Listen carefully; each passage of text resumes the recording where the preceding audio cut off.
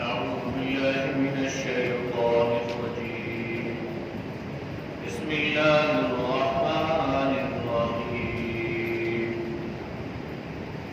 ويعبدون من دون الله ما لا يضرهم ولا ينفعهم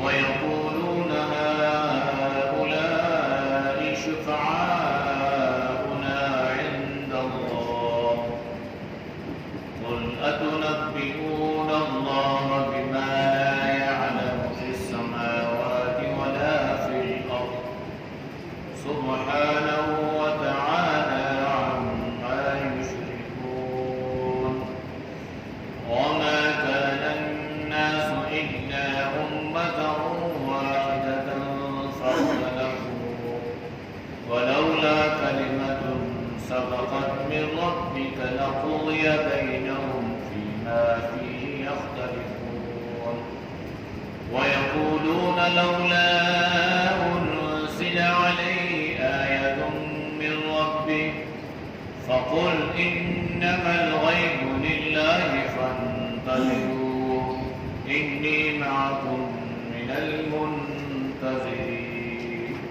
صدق الله العظيم. ترجمہ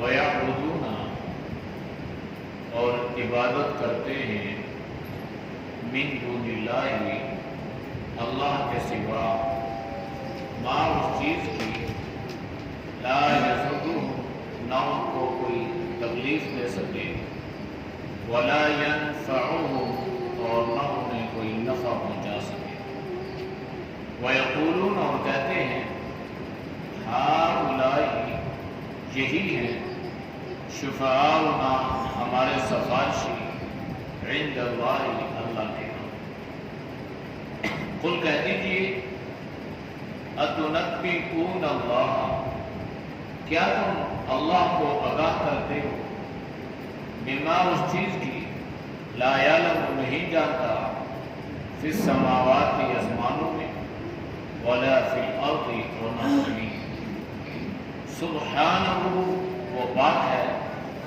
وتعالی اور برتر ہے عما ان چیزوں سے یشرکون جو تم شریک ٹھہراتے ہو وما کان الناس اور نہ تھے لوگ الا مگر امتا واحدتا ایک ہی امت فاختلفوا پس وہ بھٹک گئے ولولا اور اگر نہ کلمت بات ہوتی سبقت جو گزر چکی من ربی کا تیرے رب کی طرف سے لقضی البتہ فیصلہ ہو جاتا بینہم ان کے درمیان فیما اس چیز کے بارے میں فیہ یختلفون جس میں وہ اختلاف کر رہے تھے وَيَقُولُونَ اور کہتے ہیں لولا کیوں نہ انزل اتاری گئی علیہ اس پر آیت کوئی نشانی من ربی اس کے رب کی طرف سے فقل پس کہہ دیجئے انما الغیب بے شک غیب للہ اللہ کے لیے ہے فانتظروا پس تم انتظار کرو انی معکم بے شک میں تمہارے ساتھ من المنتظرین انتظار کرنے والوں میں سے ہوں.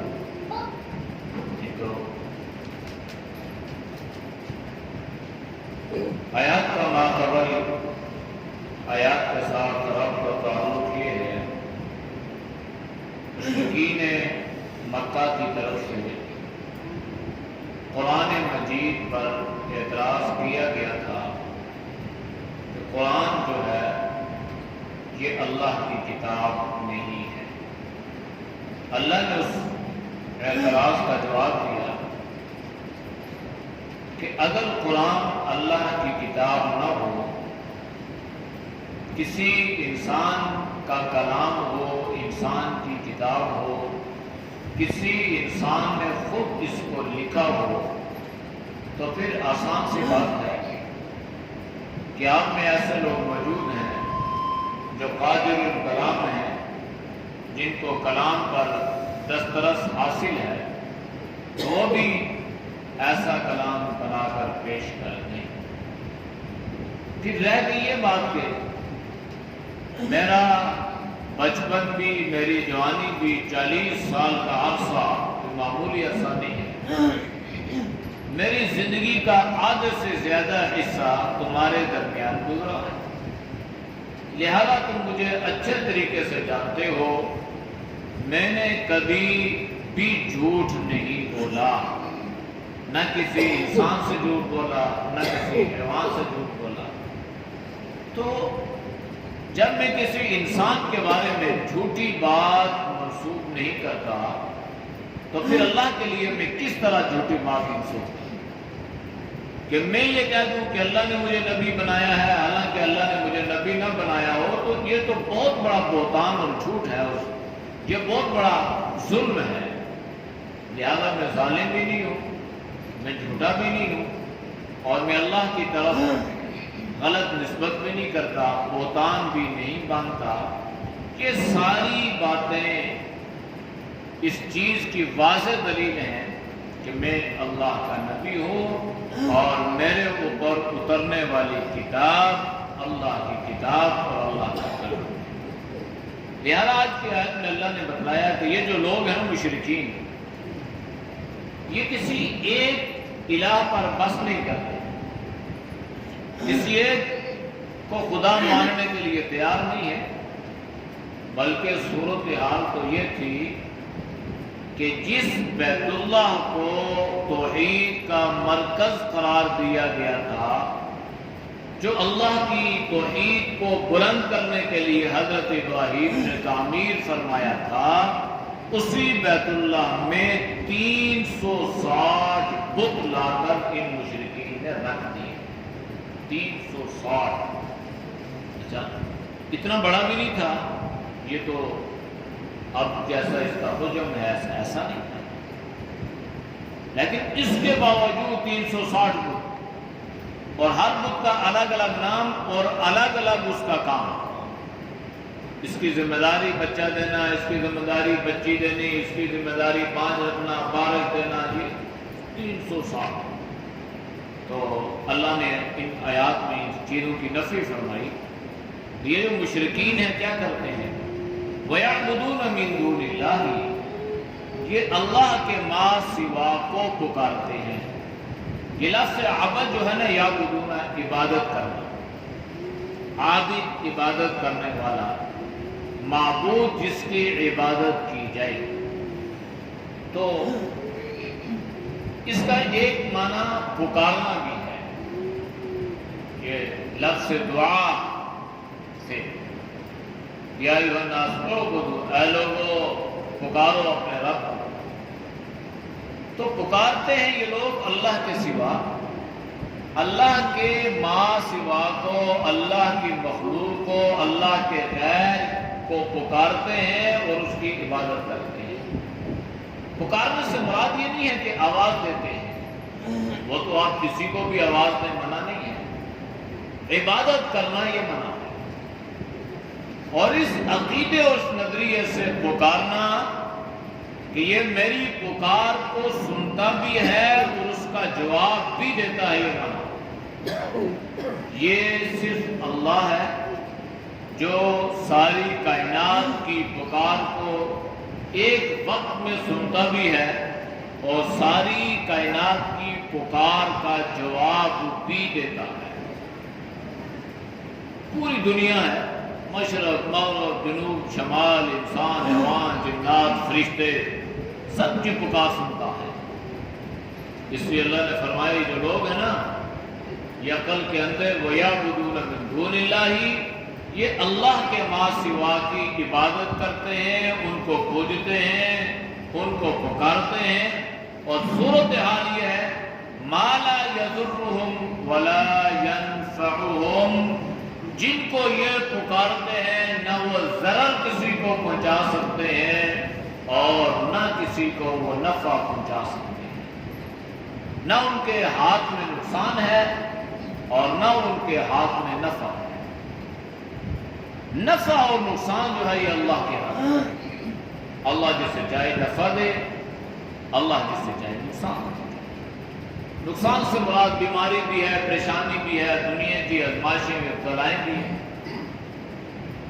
تو اس لیے غیر اللہ کی عبادت اور غیر اللہ کو پکارنا یہ قطعی طور پر اللہ کو پسند نہیں ہے، چونکہ یہ اللہ کے ذات میں اللہ کے غیر کو شریک کرتا ہے، اور اس بارے میں اللہ بہت حساس ہے اور اللہ بہت غیرت مند ہے، وہ شراکت داری کو پسند نہیں ہے۔ وَيَقُولُونَ، اور جب ان سے یہ کہا جاتا کہ بھائی تم ان بتوں کو کیوں پکارتے ہو؟ یہ جو بت تم نے ہاتھ سے بنائے ہوئے ہیں، ہاتھ سے تراشے ہیں اور لا کے ان کو اپنے سامنے رکھ دیا، صورتحال یہ ہے کہ ان بتوں پر مکھی، مچھر، کیڑے مکوڑے بیٹھتے ہیں، دھول پہ لگتی ہے تو وہ اپنے آپ کو ان چیزوں سے بچا نہیں سکتے، اپنا دفاع نہیں کر سکتے، تو وہ آپ کا دفاع کیا کریں؟ جب ان سے یہ کہا جاتا نا بھائی کیوں پکارتے ہو، ان کی کیوں پوجتے ہو، ان کی پرستش کیوں کرتے ہو، ان کی عبادت کیوں کرتے ہو، تو کیا جواب دیتے؟ وَيَقُولُونَ، اور کہتے هَؤُلَاءِ شُفَعَاؤُنَا عِندَ اللَّهِ، کہ ہم ان بتوں کی پوجا اس لیے کرتے ہیں کہ یہ اللہ کی عدالت میں ہمارے لیے سفارشی بن جائے، یہ ہماری سفارش کریں گے۔ اور دوسری جگہ ان کا یہ قول لِيُقَرِّبُونَ إِلَى اللَّهِ زُلْفَىٰ، کہ ہم بتوں کی پرستش اس لیے کرتے ہیں کہ یہ ہمیں اللہ کے قریب کر دیں۔ بے وقوف لوگ ہیں بھائی، اس چیز سے تو آپ اللہ کے قریب نہیں ہوگے، اللہ سے دور ہوگے۔ اگر اللہ کی قربت چاہتے ہو تو پھر اللہ کو خالص تن ہو کے پکارو۔ الا للہ الدین خالص، اللہ ایک ہے، اللہ بے نیاز ہے، اللہ کو کوئی شریک نہیں ہے، وہ اکیلا ہے، ساری خدائی کا مالک ہے، ساری دنیا کا خالق اور مالک ہے۔ اس انداز سے اللہ کو پکارو گے تو پھر اللہ کا قرب نصیب ہوگا، اور اس انداز سے پکارو کہ اللہ کا غیر کو اللہ کا شریک ٹھہراتے جاؤ اور یہ تصور کرو کہ اس کے ذریعے سے ہم اللہ کے قریب ہو جائیں گے، یہ تمہارا خیال بالکل غلط ہے۔ مشرکین کہتے ہیں ہم اس لیے پکارتے ہیں۔ اب ان میں بعض ایسے بھی تھے کہ جو قبریں تھیں، جو اللہ کے ولی دنیا سے گزر چکے تھے، حضرت نوح علیہ السلام کے زمانے سے شرک کی ابتدا ہوئی، حضرت نوح علیہ السلام کے زمانے، اور فجأہ یہ 6 بزرگ بنے جو اللہ والے تھے، نیک تھے، جن کی دعوت توحید اللہ ایک ہے یہ تھے، وہ اللہ کی خالصتا کی عبادت کرنے والے۔ لیکن بعد میں لوگوں نے کیا کیا، ان کی قبروں پر قبضہ کر دیا، اور وہ قبضہ انہوں نے دنیاوی غرض و غائب سے کیا، دنیاوی حصول کو سامنے رکھتے ہوئے کیا۔ دوسرے عام سادہ لفظوں میں ہوس پرستی نے انہیں اس شرک پر مجبور کیا، اور قبروں پر جا کر انہوں نے ڈیرے لگا لیے اور قبروں کی پرستش اور قبروں کی عبادت کرنے لگے۔ اور جب ان سے یہ کہا جاتا، پوچھا جاتا بھائی ان کی کیوں پوجتے ہو، ان کی پرستش کیوں کرتے ہو، تو کہتے بھائی اس لیے کہ یہ اللہ کے نزدیک ہماری سفارش ہے۔ دنیا میں سب سے بہترین قبر، بہترین جو جگہ ہے نا، وہ جناب نبی کریم صلی اللہ علیہ وسلم۔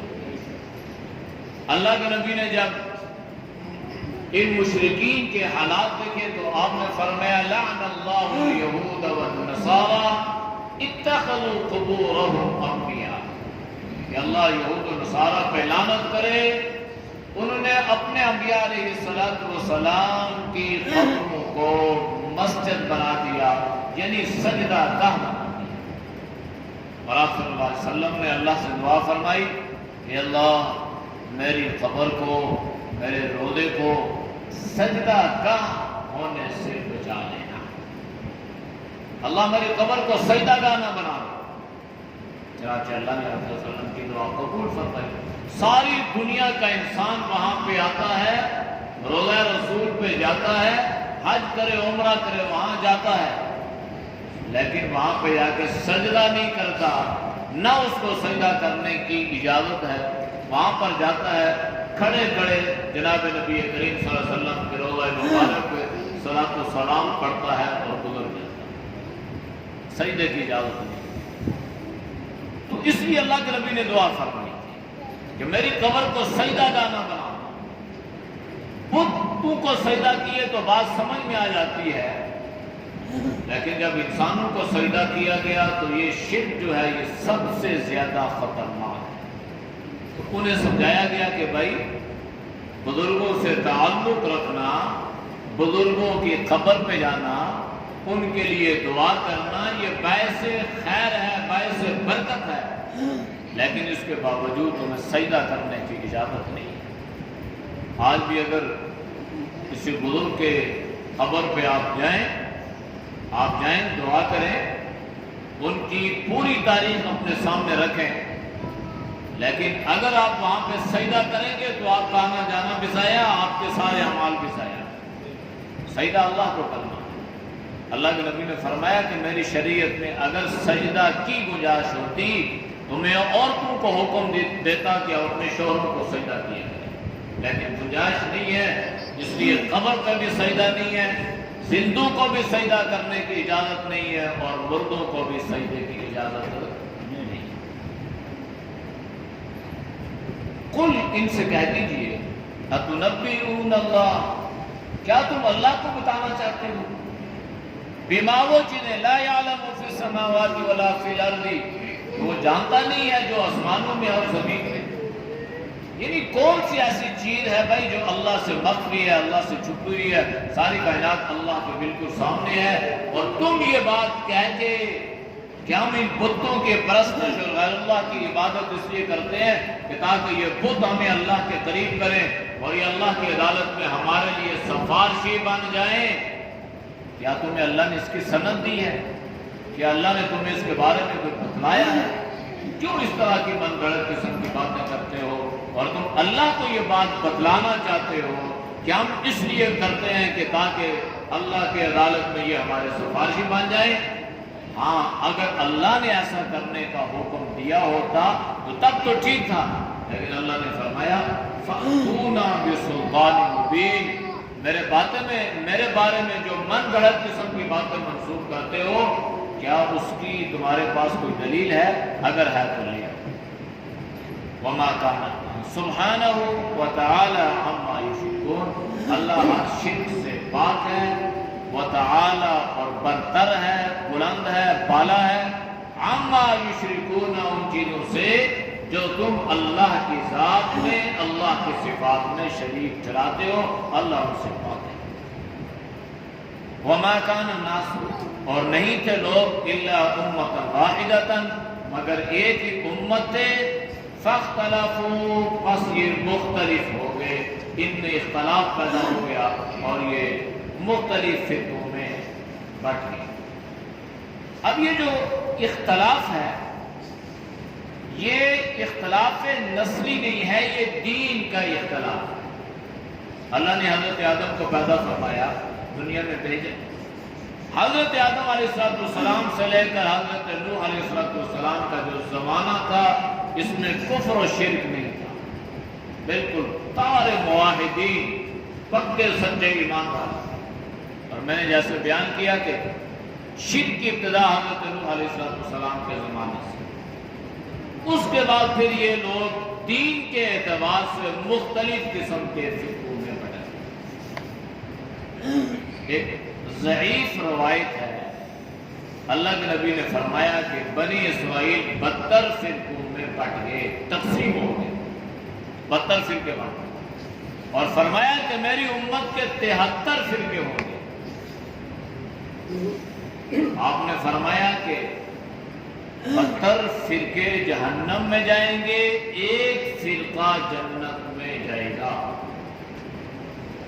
تو آپ صلی اللہ علیہ وسلم سے پوچھا گیا کون؟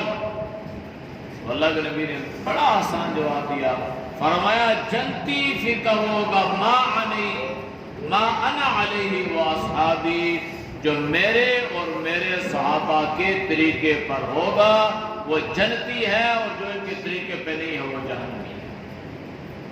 تو دینی اعتبار سے اختلاف ایک الگ چیز ہے۔ آپ کے ذہن میں یہ سوال پیدا ہوگا جی اختلاف، دین میں اختلاف کی گنجائش موجود ہے، اور یہ اختلاف باعث زحمت بھی نہیں ہے۔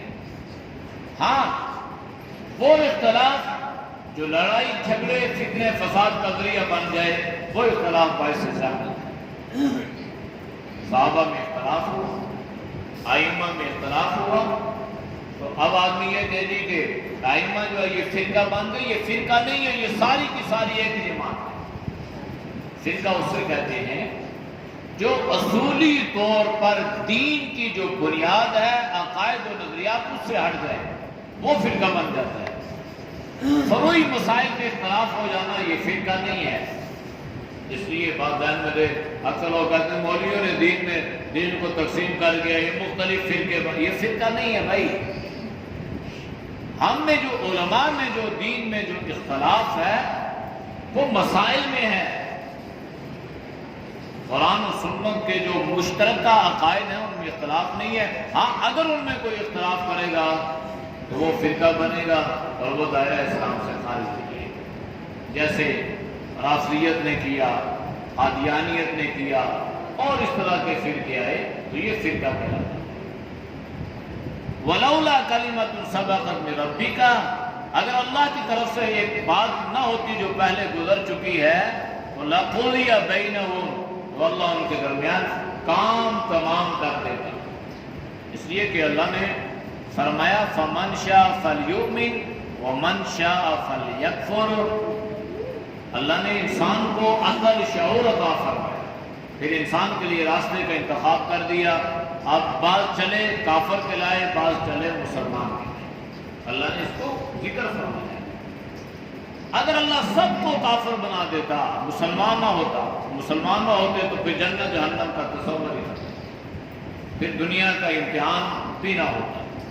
اس لیے دنیا کو اللہ نے امتحان گاہ اس لیے بنایا ہے کہ آخرت میں اللہ نے جو جنت اور جہنم کو پیدا کیا ہے وہ اس امتحان گاہ سے ہم گزر جائیں، اور اس میں ہم کامیاب یا ناکام ہو جائیں، پھر اللہ ہمارے لیے فیصلہ فرمائے گا۔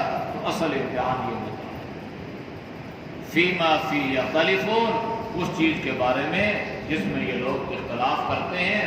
لہذا اللہ نے یہ فرما دیا کہ ٹھیک ہے تم اختلاف کرو، اس اختلاف پہ اللہ تمہیں پکڑے گا۔ وَيَقُولُونَ، اور یہ لوگ کہتے ہیں لَوْلَا أُنزِلَ عَلَيْهِ آیَةٌ مِّن رَبِّهِ، کہ اللہ کی طرف سے کوئی آیت کوئی نشانی ان پر کیوں نہیں اتری۔ یہ مشرکین مکہ نا کہتے جبریل آئے ہمیں آ کے بتاتا کہ یہ اللہ کا نبی ہے، تو بھائی جبریل کیسے آ کے تمہیں بتاتا؟ کیا جبریل امین کی صورت کو آپ دیکھ کے برداشت کر سکتے تھے؟ یعنی من گڑت قسم کی بات ہے۔ حالانکہ معجزات انہوں نے مانگے، اللہ نے معجزات عطا بھی کر دیے، پھر بھی یہ لوگ ایمان نہ لائے۔ لیکن یہ لوگ کہتے کہ اگر ان پر کوئی نشانی اترتی تو ایمان لے آتے۔ اللہ نے فرمایا فَقُلْ إِنَّمَا الْغَيْبُ لِلَّهِ، یہ اللہ جانتا ہے کہ یہ ایمان لاتے یا نہ لاتے، یہ ایمان لانے والے نہیں ہیں، لہذا کیا کرو فَانْتَظِرُوا، آپ انتظار کریں، إِنِّي مَعَكُمْ مِنَ الْمُنْتَظِرِينَ، میں بھی تمہارے ساتھ انتظار کرتا ہوں، تم بھی دیکھو میں بھی دیکھتا ہوں کس پر دنیا میں اللہ کا عذاب آتا ہے اور کون اللہ کے عذاب سے بچ جاتا ہے۔ اعوذ باللہ من الشیطان الرجیم، بسم اللہ الرحمن الرحیم، وَيَعْبُدُونَ مِن دون اللہ ما لا يضرهم ولا ينفعهم ويقولون